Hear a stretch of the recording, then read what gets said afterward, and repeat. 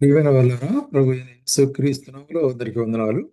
మరి ఈ దినం కూడా మన యొక్క బైబిల్ వాక్య ధ్యానం కొరకై మరి అపోస్తలుడైన యాకోబు రాసినటువంటి యొక్క పత్రికలో నుంచి 4వ అధ్యాయము 17వ వచనం.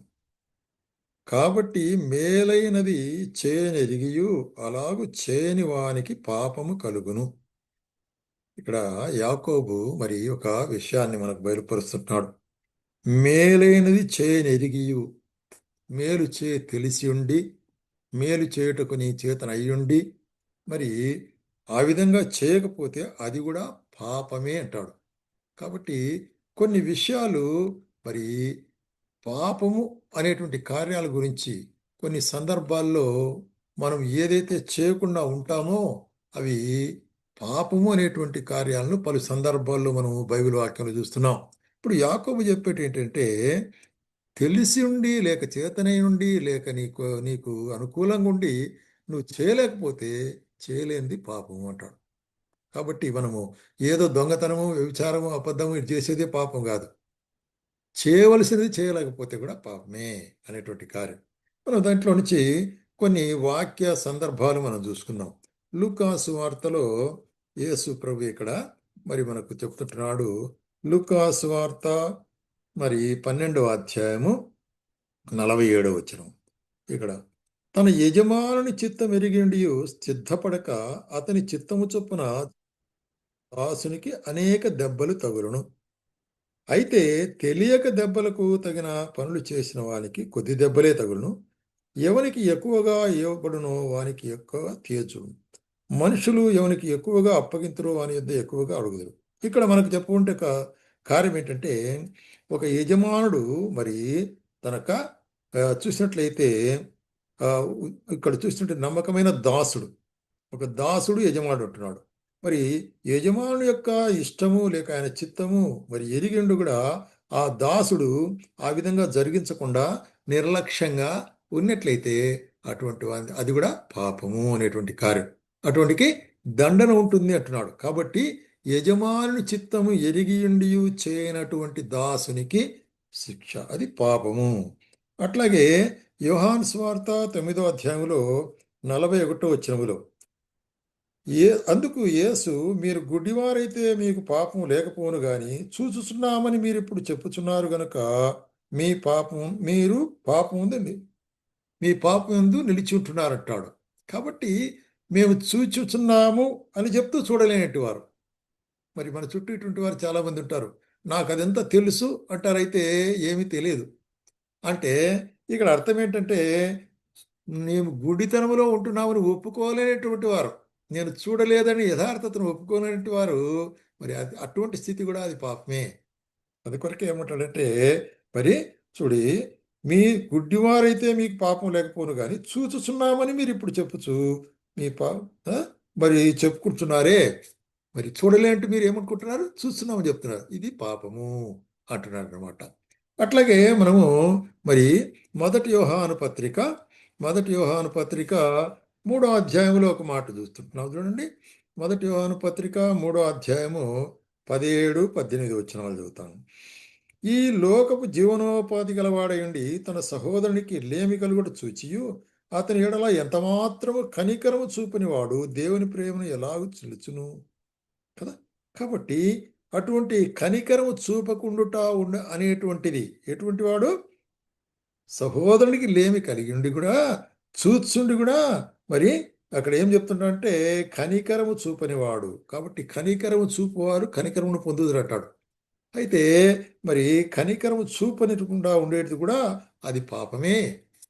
కాబట్టి ప్రియమైన సోదరి మన జీవితాల్లో కూడా మనము మరి మనం కంఫర్టబుల్గా ఉండి ఇతరులకు మన సహోదరులైన వారికి లేమిలో ఉండేట్టు చూసినప్పుడు మరి అటువంటి వారిని కరుణించకపోతే అది మరి పాపమే. ఎందుకంటే మరి క్రియలతో మనం ప్రేమించాలి కానీ నాలుగుతో ప్రేమించేది కాదు.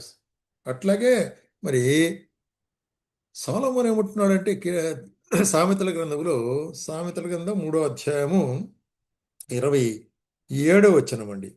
మేలు చేయుట నీ చేతనైనప్పుడు దాన్ని పొందదగిన వానికి చేయకుండా వెనుక తీయకము.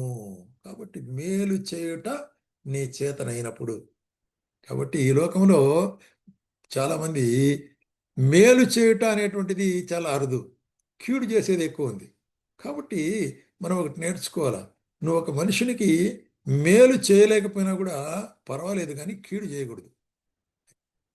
మనకు విశ్వాసులైన వారికి దేవుని వాక్యం చెప్పేది ఏంటంటే, మేలు చేయుట నీ చేతనైనప్పుడు దాన్ని పొందదగిన వానికి, అది కూడా అర్హత కలిగిన వానికి, చేసా అర్హత కలిగిన వానికి మరి ఆ యొక్క మేలు చేయకపోతే అది కూడా తప్పిదమే లేక పాపమే అనేటువంటి కార్యాన్ని ఇక్కడ బయటపరుస్తున్నాడు.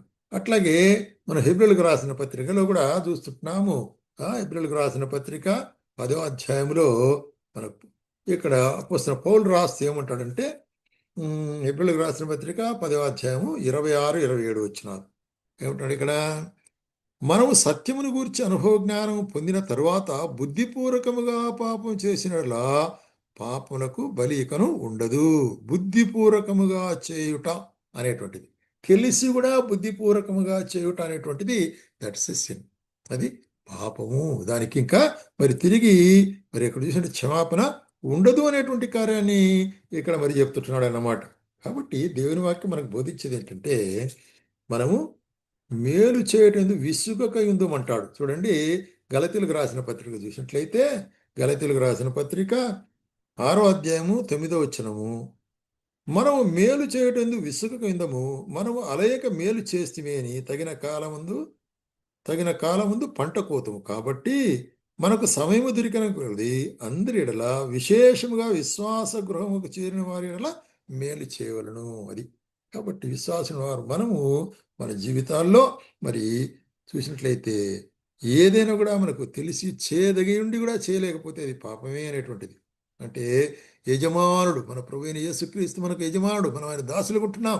ఆయన ఏం చెప్తున్నాడు, ఈ లోకంలో మెలకువగా ఉండి, ఇదిగో నేను వచ్చుచున్నాను, ప్రతివానికి ఇచ్చేట్టు జీవితం నా దగ్గర ఉంటుంది అంటున్నాడు. కాబట్టి మీరు పని కలిగి ఉండు, సువార్త పని కలిగి ఉండు, దేవుని రాజ్యవ్యాప్త పని కలిగి ఉండు అంటున్నాడు. అయితే నిర్లక్ష్య పెట్టినటువంటి దాసుడు, యజమానుడు ఎప్పుడు వస్తారులే అనేటువంటి నిర్లక్ష్య పెట్టిన దాసుడు మరి పాపం చేసిన వాడు ఉంటాడు, శిక్ష తప్పదన్నమాట. కాబట్టి నిర్లక్ష్యం అనేటువంటిది ఉండకూడదు అనేటువంటి కార్యాన్ని ఇక్కడ మనం చూస్తున్నాం. అట్లాగే నాకు ఏమీ తెలియకపోయినా కూడా మనకు అన్నీ తెలుసు అని చెప్పుకునేది చాలా పొరపాటు, అది కూడా పాపమే.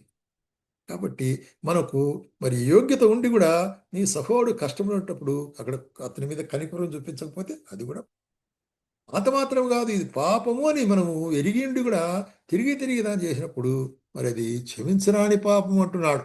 చూసినట్లయితే మరి అపోస్తలుడైన పౌలు. కాబట్టి ప్రియమైన సహోదరి, మనకి జీవితాల్లో మనము జాగ్రత్త కలిగిన వారం ఉండాలి. జీవితాల్లో జాగ్రత్త కలిగిన వారమై మరి ఇక్కడ యాకోబు చెప్పినట్లు మరి మనకు తెలిసి ఉండి మరి మేలు చేయట తెలిసి ఉండి దాన్ని చేయకపోతే తప్పు. కాబట్టి తెలిసినట్టు కార్యం, మనకు బయలుపరచబడిన కార్యం అది చేయాలి. అది చేసినప్పుడే అది దేవుని ఎదుట యథార్థమైనదిగా ఉంటుంది, అంగీకారయోగ్యమైన జీవితంగా ఉంటుంది అన్నమాట.